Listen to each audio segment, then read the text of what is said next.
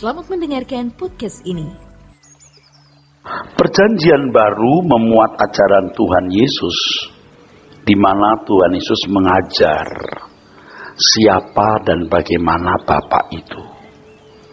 Nah, mengenal Allah dalam hal ini mengenai Allah Tritunggal, hubungan Bapa dan Anak, mengenal Bapa, mengenal Anak, hubungan antara keduanya dan kemanusiaan Tuhan Yesus Kristus. Itu kemutlakan. Dan khususnya mengenal Bapa, itu kemutlakan. Sebab saudaraku sekalian, standar hidup yang harus kita capai sebagai orang percaya adalah melakukan kehendak Bapa. Jika tidak melakukan kehendak Bapa, tidak masuk surga. Jelas sekali Tuhan Yesus berkata, bukan orang yang berseru kepadaku Tuhan, Tuhan akan masuk ke dalam surga, tetapi orang yang melakukan kehendak Bapa. Jadi kalau tidak melakukan kehendak Bapa, tidak masuk surga, saudara. Maksudnya surga di sini harus saya perjelas, masuk anggota keluarga kerajaan Allah. Di sini kita menemukan bahwa kekristenan itu jalan yang sukar. Lebih jujurnya mustahil. Nah, saudaraku sekalian, satu-satunya sosok manusia yang mengenal Bapa adalah Tuhan Yesus. Dari sosok manusia yang mengenal Bapa inilah, dalam hal ini Tuhan Yesus, kita menemukan bagaimana dan siapa Bapa itu dan bagaimana kita memperlakukan Bapa. Itulah sebabnya dikatakan Tuhan Yesus adalah satu-satunya jalan keselamatan.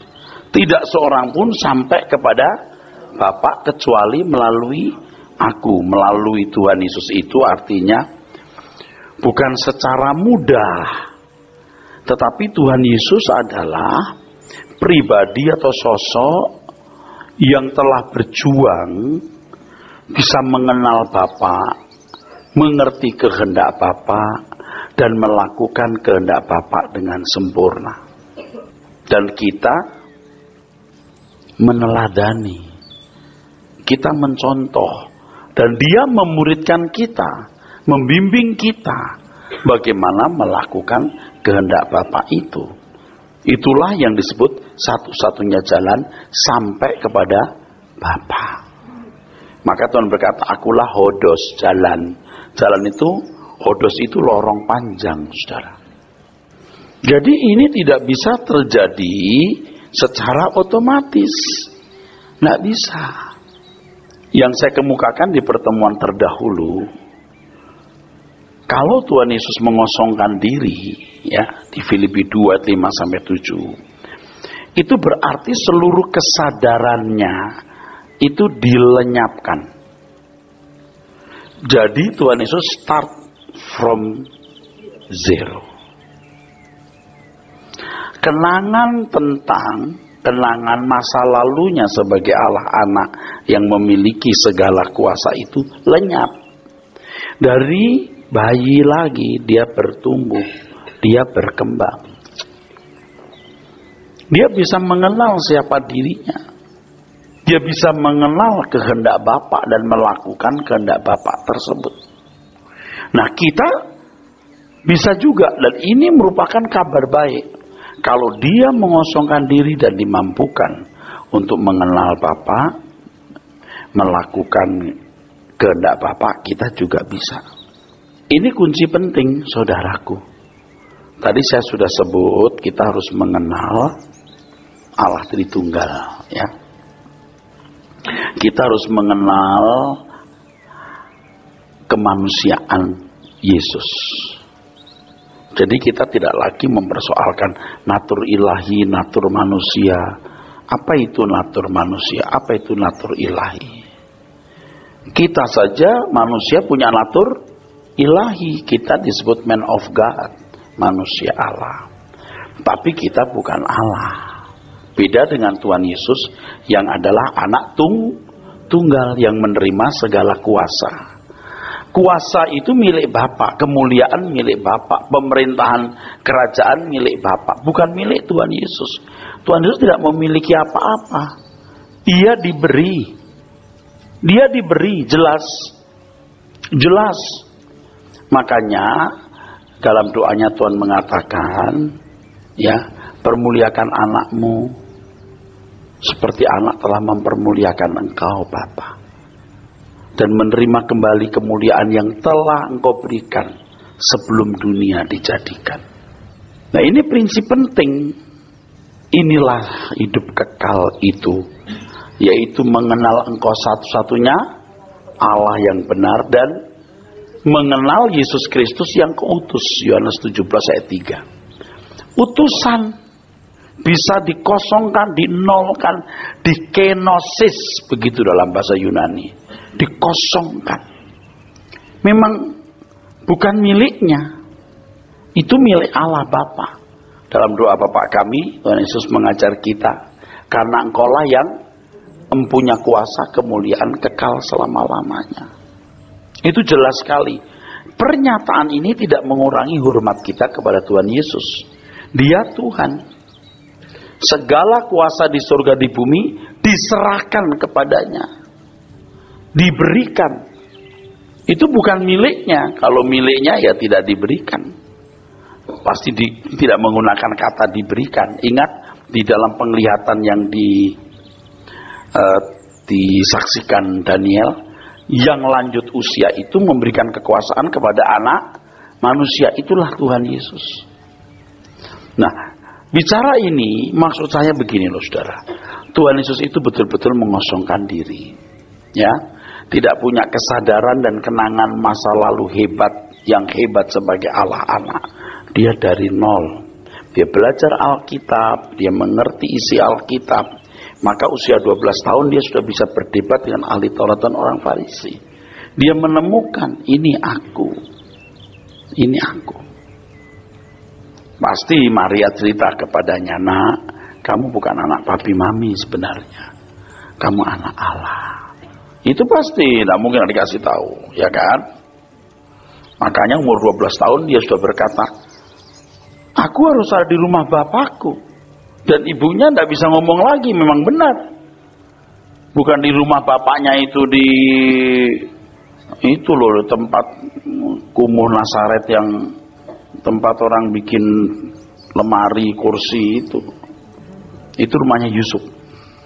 Rumahnya Tuhan Yesus di rumah Bapa itu tadi bait Allah. Jadi Tuhan Yesus sendiri berjuang untuk mengenal Bapaknya, saudara-saudara. Ya, itu luar biasa. Jadi kita pun juga bisa berjuang mengenal Bapa lewat Alkitab dengan pimpinan Roh Kudus. Dan Tuhan Yesus mengajar, Tuhan Yesus memuridkan melalui Roh Kudus. Nah, melakukan kehendak Bapa itu sama dengan sempurna seperti Bapa. Sama dengan memiliki pikiran, perasaan Bapa. Sama dengan mengenakan kodrat ilahi. Sama dengan mengambil bagian dalam kekudusan Allah. Nah, inilah maksud dan tujuan manusia diciptakan, yaitu untuk menyenangkan hati Bapa. Sebab Bapalah sumber segala sesuatu, yang segala sesuatu berasal dari Dia, oleh Dia, dan bagi Dia. Tuhan Yesus pun menjadi Tuhan bagi kemuliaan Allah. Makanya Tuhan Yesus berkata, kamu menyebut atau berseru kepadaku Tuhan, Tuhan. Percuma kalau kamu tidak melakukan kehendak Bapa. Sebab aku menjadi Tuhan itu kan untuk kemuliaan Bapa. Kamu lakukan kehendaknya. Jadi sebenarnya memuliakan Bapa itu sama dengan melakukan kehendak Bapa. Sama. Dia menjadi Tuhan bagi kemuliaan Allah Bapa. Tuhan Yesus berkata, kamu berseru kepadaku Tuhan, Tuhan, tapi kamu tidak melakukan kehendak Bapa. Apa artinya? Jadi melakukan kehendak Bapa sama dengan memuliakan Bapa. Bangsa Israel ketika mendengar apa yang diajarkan Tuhan Yesus, itu langsung dainya bergelombang seperti laut Jawa. Bapak, siapa sih Bapak itu? Kamu nggak mengenal aku, nggak mengenal Bapa. Maksudnya di dalam Elohim itu ada Bapa, ada Anak. Itu maksudnya. Tuhan Yesus datang itu untuk menunjukkan Bapa adalah sumber dari semua yang baik, kemuliaan, kuasa, kerajaan.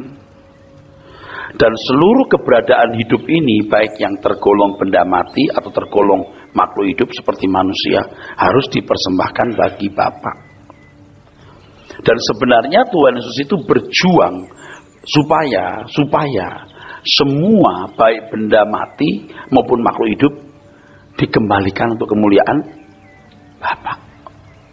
Dan itu bisa terjadi kalau Tuhan Yesus taat sampai mati, bahkan mati di kayu salib. Ini loh sosok orang yang mengenal Bapa, keinginan kehendak Bapa. Kita sekarang belajar dari Tuhan Yesus dan belajar dari siapa-siapa, karena dialah satu-satunya sosok manusia yang mengenal Bapa, mengerti kehendaknya, melakukan kehendak Bapa dan menyelesaikan pekerjaannya. Makanya kita berkata, aku ikut Engkau Tuhan. Nanti saya jelaskan di bawah soal ikut Tuhan Yesus. Dialah satu-satunya jalan. Artinya dialah satu-satunya mengenal Bapa, mengerti kehendaknya, melakukan kehendaknya dan menyelesaikan pekerjaannya. Dialah yang bisa memuridkan kita. Itulah sebabnya dia dikatakan sebagai satu-satunya jalan.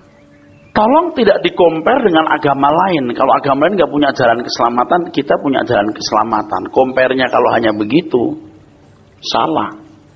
Itu bukan apple to apple, apple to mangga. Oh iya betul, Tuhan itu jalan keselamatan. Agama lain nggak punya jalan keselamatan. Yang membedakan itu bukan soal keyakinan yang berbeda. Yang membedakan itu kita belajar langsung dari Tuhan Yesus bagaimana mengenal Bapa, mengerti kehendaknya, melakukan kehendaknya dan menyelesaikan pekerjaannya. Itu yang membedakan. Makanya biar dia Kristen, kalau dia tidak sungguh-sungguh berjuang untuk masuk proses pemuritan, percuma. Jangan berkata, oh kita punya Yesus, beda dengan agama lain gak punya Yesus. Kita selamat karena kita punya Yesus. Biar kau punya Yesus, kau tidak mengerti ajarannya, kamu tidak ikut jejaknya, kamu binasa juga. Bukan orang yang berseru kepadaku, Tuhan yang masuk kerajaan surga, tapi yang melakukan kehendak Bapa. Untuk melakukan kehendak Bapa, belajar padaku. Saudara biar ikut suara kebenaran 3, 4, 5 tahun, kalau tiap hari tidak belajar dari Tuhan Yesus, percuma. Jadi bahan olok-olokan, tuh rajin ke suara kebenaran. Kelakuannya juga masih begitu. Karena yang mengubah kita itu adalah bagaimana kita mengalami proses pemuritan tiap hari. Tapi juga saudara jangan jadi kendor atau jadi pesimis saudara. Karena saudara pasti berjuang untuk hidup benar kok susah amat gitu kan. Saya mengerti. Yang mendengar suara kebenaran susah. Apalagi tidak mendengar atau tidak tahu. Binasa. Tapi orang tidak tahu kalau dia menuju kebinasaan. Karena merasa dirinya sudah pinter dan benar. Nggak apa-apa. Kita nggak punya urusan sama orang-orang yang tidak sungguh-sungguh. Ya, hitung-hitungan nanti belakangan, saudaraku. Yesus menjadi Tuhan bagi kemuliaan Allah Bapa, artinya Yesus berusaha dengan segala pengorbanan agar manusia yang telah rusak, yang tidak lagi hidup bagi kemuliaan Allah, dapat menjadi makhluk yang hidup bagi kemuliaan Allah Bapa. Artinya, bagaimana manusia bisa dalam segala tindakannya menyukakan hati Bapa. Tuhan Yesus yang harus mulai dulu. Dia harus jadi contoh dan bisa memuridkan. Ini aspek lain yang penting. Aspek lain. Aspek yang juga tidak boleh kita lupa. Sebenarnya kita yang harus dihukum. Tapi Tuhan Yesus yang tidak berdosa sama sekali dihukum, menggantikan kita. Jangan kemudian karena kita merasa Tuhan sudah menggantikan kita sudah bebas. Belum. Satu sisi kamu bebas. Kamu bisa dimiliki Tuhan, dosa-dosamu telah selesai di kayu salib. Tetapi karaktermu belum selesai. Kamu harus ikut dia. Kamu harus ikut jejaknya. Percaya itu berarti ikut jejaknya. Anda tidak ikut jejaknya berarti Anda tidak percaya. Kalau percaya Yesus juru selamat itu baru identitasnya. Kalau hanya percaya seluk-beluk sejarah hidupnya, itu baru percaya sejarahnya. Bukan percaya seperti itu yang menyelamatkan.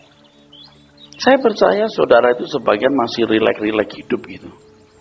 Karena nggak merasa punya target. Saudara ya, kalau tidak memiliki hubungan langsung dengan Tuhan Yesus, itu harus gusar loh. Gusar. Kalau tidak gusar ya celaka. Harus mencari Tuhan. Harus menemukan Tuhan. Kemana Tuhan aku menemukan Engkau? Kemana Tuhan aku bisa menemukan Engkau? Kalau tidak yakin kita sudah menemukan Tuhan, kita harus nyari. Sebab kita itu dimuridkan oleh Tuhan Yesus, saudara. Jadi saya itu mengerti banget ya, mengerti sekali mengapa Tuhan berkata, kalau kamu tidak melepaskan dirimu dari segala milikmu, kamu tak dapat jadi muridku. Nggak bisa. Harus mencari Tuhan. Sampai menemukan Tuhan. Setiap hari saudara harus menemukan dia. Kalau saudara tidak menemukan dia, ya saudara harus gusar. Jangan saudara tidak gusar. Tapi sering waktu kita ya berlalu sia-sia, saudaraku. Kita tidak merasa menyesal. Ya. Bahwa hari itu kita tidak ketemu Tuhan. Kalau saudara mau sih ya, kalau mau, saudara itu harus betul-betul tidak mengharapkan kebahagiaan dunia ini. Kerja keras, cari uang yang banyak, mesti jaga kesehatan, ya kita efektif buat Tuhan, tapi nggak mengharapkan kebahagiaan dunia ini. Saudara sedang dalam masa pendidikan, ya, untuk menjadi seperti Tuhan Yesus, melakukan kehendak Bapa. Kalau saudara masih mengharapkan sesuatu yang bisa membahagiakan, ya, kalau saya berharap jemaat banyak, punya gedung sendiri, itu kan membahagiakan. Itu pun jadi berhala. Itu pun jadi berhala. Wah, kalau punya gedung sendiri ya uang tidak keluar untuk sewa, service charge ya. Apa-apa tidak ada itu. Wah, enak bener. Itu pun salah. Itu pun keliru. Biar nggak punya gereja. Punya juga, apa sih artinya? Yang penting kan kita menyenangkan Tuhan, saudaraku. Banyak saudara yang mesti pulang. Pulang dalam pelukan Tuhan. Saya sudah berusaha terus tiap hari pulang. Kalau sudah agak kurang tepat, saya tiap hari malam pulang. Saya pulang terus. Pulang. Belajarlah, saudara. Aduh, Tuhan itu makin kita samperin kadang seperti makin agak menjauh gitu loh. Tuhan itu nggak murahan, tapi seperti saja Dia akan pasti memimpin kita. Kalau berdoa saya sudah nyanyi ya, lagunya sih belum jadi ya saudara, tapi kalimatnya, bawa aku pulang Tuhan, bawa aku pulang. Kalau aku belum pulang, buat aku berbuah, buat aku hidup tidak berdosa. Bawa aku pulang. Itu serius. Dulu saya nggak setulus hari ini. Sekarang makin tulus. Dan saya melihat ya proses yang saya alami dalam hidup, kekecewaan, kesedihan, kepahitan, kesepian, kekecewaan. Itu membuat saya sungguh bisa bilang, bawa aku pulang Tuhan. Cuman kalau saya cerita takut saudara itu ya nggak suka gitu. Ini pendeta kamu mati. Ya mesti harus sampai tingkat kita benar-benar bersedia meninggal. Kita belum meninggal. Nah kalau kita masih hidup ya kita harus belajar. Tiap hari itu kalau kita tidak ketemu Tuhan, tidak ada sesuatu yang kita pelajari dari Dia, kita nyari Nyarinya itu mesti sungguh-sungguh. Dunia harus kita tinggalkan, saudaraku. Harus berani meninggalkan dunia ini. Oh, ini benar. Ini benar, sungguh. Kita udah jalan sejauh ini. Sok bener tuh pendeta mau ngomong apa. You kan baru datang kan. Kalau baru datang you mungkin gak ngerti. Jangan nanti ada di ruang ICU atau di atas pesawat terbang yang mau jatuh baru bener itu kata pendeta. Jangan dipaksa untuk mengerti itu benar dalam situasi di mana Anda tidak punya kesempatan memperbaharui diri. Pulang, saudara. Ayo pulang. Mau pulang enggak? Ini banyak yang mengembara ini. Kamu enggak mau pulang, mau kemana? Wah, saudara, PR saya masih banyak sekali. Betul, masih banyak. Cuman masalahnya, peta ini harus dibuka lebar dan Anda harus teliti melihat satu persatu, betul? Kalau Anda enggak bisa ngerti, seperti khotbah hari ini, saya harus ulangi 3-4 kali seperti ini loh. Sama persis tapi beda. Maksudnya temanya sama persis tapi beda isinya. Sedangkan menjelaskan bahwa Tuhan Yesus jalan keselamatan saja. Satu-satunya jalan. Kan selama ini kita artikan secara simple, mensimplifikasi, menyederhanakan keselamatan. Betul nggak? Ya sudah di jalannya. Bagaimana prosesnya? Jadikan semua bangsa murid. Muridku kok nggak ngerti, kok gampangan gitu loh masuk surga. Sedangkan surga itu apa juga belum ngerti lagi kamu. Selamat itu apa juga kamu belum ngerti lagi. Percaya yang bagaimana itu yang menyelamatkan. Nah, kita itu sedang mengupas. Nah, maka perlu ketekunan untuk belajar, saudaraku.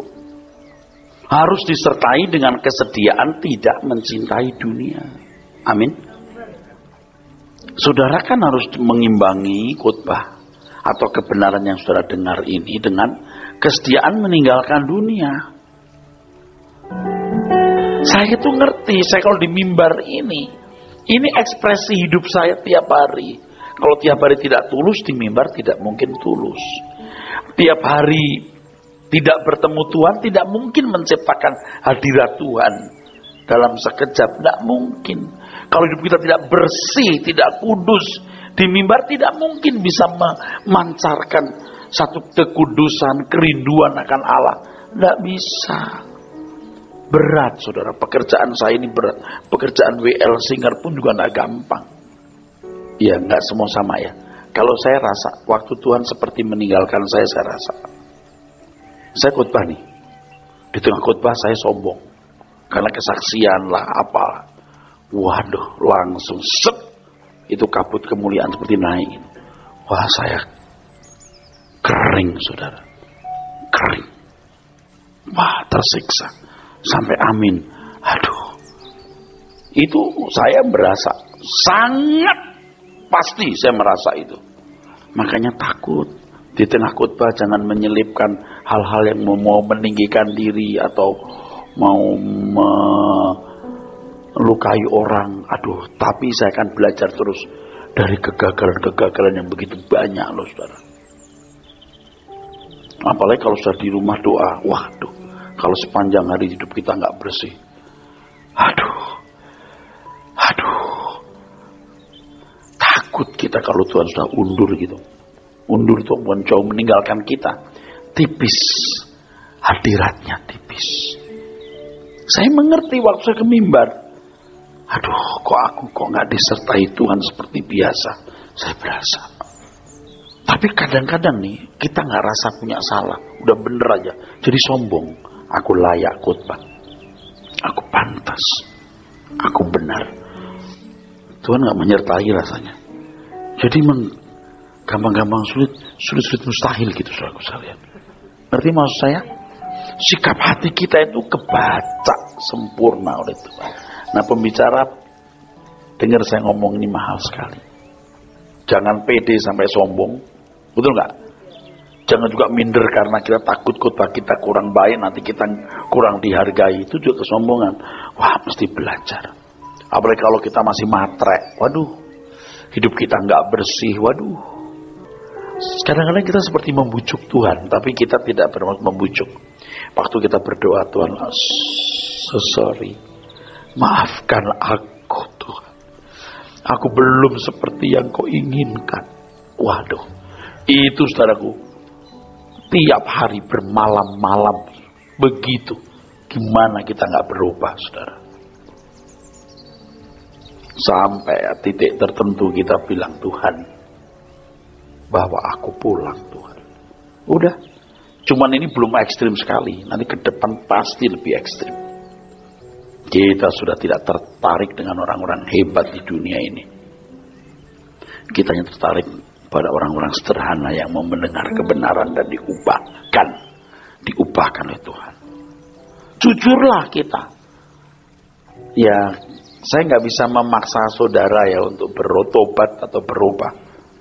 Tapi saudara masih sadar dan mau berubah, saudara. Saudara mau selamat nggak? Amin. Nggak ada jalan lain kecuali ikut Tuhan Yesus, ikut jejaknya. Tuhan, aku pulang. Kamu kemana emangnya? Ya, kita jalan-jalan. Hati kita mulai mengembara dengan keinginan-keinginan. Saya kalau lihat pemandangan-pemandangan alam yang bagus gitu, saya membayangkan di rumah Bapak aku akan jauh lebih indah dari ini. Lihat istana-istana, rumah-rumah bagus, istana Bapakku lebih bagus. Itu langsung itu, chemistry otak saya terus bermain di situ terus. Dulu nggak bisa. Jadi dengan keadaan manusia dikembalikan ke rancangan semula, maka manusia dapat kembali bersekutu dengan Bapa. Itulah sebabnya Tuhan Yesus sebagai satu-satunya jalan sampai kepada Bapa. Sampai kepada Bapa ya, bukan hanya masuk dunia yang akan datang, tapi menjadi anggota keluarga. Jadi anak-anak Allah. Inilah yang namanya karunia sulung. Jadi anak-anak Bapa. Jadi saudara bagi Tuhan Yesus. Tuhan Yesus menjadi yang sulung di antara banyak saudara. Wah, ini mahal sekali, saudaraku. Mahal sekali. Mahal sekali. Sebab harganya itu. Mau dengar, saudara? Mau dengar? Harganya adalah harga yang dibayar Tuhan Yesus. Dia mengosongkan diri, meninggalkan segala kemuliaan. Kita meninggalkan segala kemuliaan dunia. Dan memilih menjadi pengikut Tuhan Yesus. Artinya mengikuti jejaknya. Mengikuti jejaknya, saudaraku. Makanya menjadi murid Tuhan Yesus itu berarti selalu ada hubungan terus-menerus. Jangan lepas. Setiap peristiwa yang terjadi dalam hidup kita, kita amati. Sebab di situ Tuhan mendidik kita, Tuhan mendewasakan kita. Setiap pergumulan, setiap persoalan yang ada. Jadi kalau kita punya masalah, yang kita temukan bukan jalan keluar masalah itu, tapi jalan keluar dari perbaikan karakter kita. Tuhan tahu jalan keluarnya untuk merubah gampang tersinggungnya ini dengan ini. Itu jalan keluarnya. Ketika kita dalam satu persoalan, jangan yang dicari jalan keluar dari persoalan itu, tapi jalan keluar dari karakter kita yang cacat itu. Tuhan cakap sekali untuk merubah karakter kita, saudaraku. Seperti Tuhan Yesus telah hidup dalam penurutan terhadap kehendak Bapa atau hidup dalam pemerintahan Allah, demikian pula orang percaya oleh Tuhan Yesus diajar, dimuridkan. Dalam hal ini jelas sekali bahwa keselamatan hanya ada dalam Tuhan Yesus. Bahwa hanya Tuhan Yesus yang dapat membawa manusia sampai kepada Bapa dengan cara mengikuti jejaknya, membayar harga yang Tuhan Yesus bayar. Apakah harganya sama, Pak? Beda. Beliau Allah, kita manusia. Amin. Tapi pasti sejajar. Siapa yang berani mengosongkan diri? Artinya menyangkal diri. Menyangkal diri artinya berani mematikan naluriah manusiawi kita. Naluri manusia kita kan mau seneng, terhormat, punya ini, punya itu, hidup wajar tuh loh saudara. Kita memang diajar tidak hidup wajar. Saudara bersedia nggak? Nah di sini baru saudara ditantang, saudaraku. Berani nggak kita hidup seperti dia hidup? Di dalam Lukas pasal 9 ketika orang bertanya, Tuhan, aku mau ikut kemanapun kau pergi. Serigala punya liang burung, punya sarang anak manusia, tidak punya tempat meletakkan kepalanya. Kamu ikut? Nggak wajar kan? Binatang aja punya tempat. Kita, kau, dan aku bisa tidak punya tempat. Kristen yang benar itu begini. Yang membedakan dengan agama lain bukan sekedar kepercayaannya. Oh dia percaya ke Allah yang mana, kita percaya Allah yang mana, beda. Mereka percaya utusan Allah siapa, kita juga percaya utusan Allah kita siapa. Oh bukan hanya itu. Perbedaannya adalah ketika kita belajar kepada pribadi agung yang adalah Allah anak untuk hidup seperti dia hidup. Itu yang membedakan. Makanya proses pemuritan ini yang membedakan. Jadikan semua bangsa muridku. Dan jadi murid itu waduh, mahal harganya. Saudara. Dan kalau saudara tidak memiliki minat, ya susah. Sebab yang diselamatkan itu hanya orang yang mengasihi Tuhan. Sebab Allah terus bekerja dalam segala hal, mendatangkan kebaikan bagi orang yang mengasihi. Nggak digarap. Nggak digarap tidak selamat. Tidak dikembalikan ke rancangan semula. Jangan berkata, waduh Pak itu perbuatan baik. Enggak. Itu bukan perbuatan baik, ini perbuatan sempurna. Karena Tuhan mengendaki kita sempurna. Tapi bukan karena perbuatan baik kita selamat, tapi karena kurban Tuhan Yesus. Karena kurbannya kita ditempatkan di keadaan yang sulit, yaitu harus sempurna. Kalau tidak mau, ya sudah. Itu berarti menyanyiakan keselamatan yang begitu besar. Bisa orang menyanyiakan keselamatan? Bisa, kalau nggak bisa, kita nggak ngomong begitu dong. Pakai dong. Kalau kita berkata, kamu jangan menukar kesulunganmu dengan semangkok makanan. Bisa nggak orang menukar kesulungan? Ya bisa, kalau nggak bisa nggak ada dong ayat itu. Oh kalau dia dibuat Tuhan nggak bisa menukar, kalau dia bisa menukar. Kamu bukan bodoh, kamu bodoh sekali. Kok kamu nggak ngerti sih? Jadi rusak dong kekristenan kalau begitu. Tuhan berkata berjuanglah, betul nggak? Karena banyak yang berusaha masuk tidak dapat. Artinya, ada orang yang nggak dapat karena tidak sungguh-sungguh berusaha. Jelaslah itu. Masih banyak lagi ayat. Saya masih punya PR untuk membuktikan kebenaran itu. Jadi kadang-kadang simbol bahasa, ya deskripsi teologi itu omong kosong kalau tidak disertai dengan penghayatan hidup. Yesus kesucianku. Maksudnya apa? Dia suci, kita yang nggak suci, tidak suci. Gitu. Dia kekudusanku. Tapi kamu, kudus itu apa dulu coba? Sekarang kudus itu apa dulu? Kita bedah dulu, apa itu kudus? Itu aja mesti dipecahkan, saudaraku. Kalau Tuhan berkata, pisahkan dirimu dari mereka, maka aku akan menyambut. Harus pisah nggak? Itu namanya hados. Dipisahkan dari yang lain untuk digunakan. Itu hados. Kalau hagios artinya berbeda dari yang lain. Berbedanya di mana? Harus de facto, faktanya kamu berbeda. Nah orang yang ikut Tuhan Yesus, yang mengaku percaya, harus melakukan kehendak Bapa.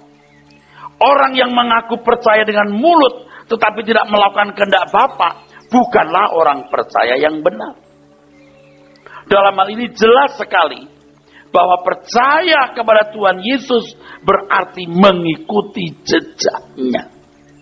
Melayani miskin di daerah, kolektor sedikit, makan kurang, bangun gereja susah. Itu susah.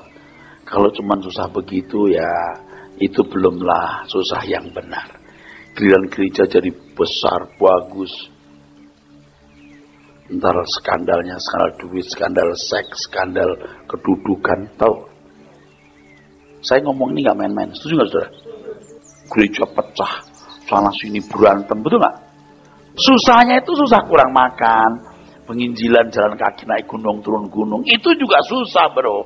Tapi susah yang benar ketika aku menyangkali naluriah kemanusiaan. Dunia bukan rumahmu. Kebahagiaanku hanya pada Tuhan. Tidak ada kesenangan selain Tuhan Yesus. Aku berani hidup tidak wajar. Itu baru kesusahan yang benar. Setelah itu mau naik turun gunung nggak masalah. Kan sejarah gereja kita melihat fakta di depan mata kita. Gereja-gereja yang wah Roh Kudusnya katanya paling hebat, apinya paling gede. Beranteman, betul nggak? Banyak pelanggaran moral di situ. Nggak duit, nggak seks, nggak kedudukan, betul nggak? Singkir menyingkirkan. Ya, bro, sekarang kita mesti mengerti kebenaran. Yang namanya susah itu apa? Ketika kita berani untuk berkata tidak terhadap kewajaran hidup. Betul nggak? Nggak usah di atas gunung, di kota itu lebih berat. Ada kan orang-orang yang berkata, waduh bro, kita di kampung naik turun gunung bro. Nggak ada kendaraan, kita melayani Tuhan, kita rela menderita bro. Pikul saleh bro. Naik turun gunung lewat hutan bro, ketemu monyet. Bagus, tapi kita naik turun mobil, ketemu cewek cantik, orang kaya, segala macam. You pikir lebih gampang, lebih sulit. Dan ketika kita berkata tidak, itu yang lebih sakit. Kok mau pak? Ya gue ngalamin titik deh, nggak usah ngomong deh. Matikan aku Tuhan, nggak gampang itu. Amin. Itu yang sulit. Saya tidak mengecilkan arti penderitaan hamba Tuhan di daerah. Kita mau dukung, kita harus jadi orang banyak duit. Kita dukung saudara kita di sana. Amin. Kita dukung saudaraku. Saudara carilah uang yang banyak. Saya tunjukkan bagaimana kita membagi roti kita, uang kita untuk mereka. Saya tunjukkan. Ayo, kita hargai pengorbanan mereka. Ayo. Tapi yang lebih sulit adalah ketika kita berani untuk tidak wajar hidup di bumi ini. Seperti Tuhan Yesus hidup. Ketika Tuhan berkata, darahku minuman, dagingku makanan. Orang berkata, ini keras. Sebenarnya nggak keras, aneh. Kok bisa keras? Ya, karena konsep mereka, Yesus datang memberi kemakmuran jasmani, kemakmuran dunia. Kita nggak mau itu. Kita pilih surga saja. Amin.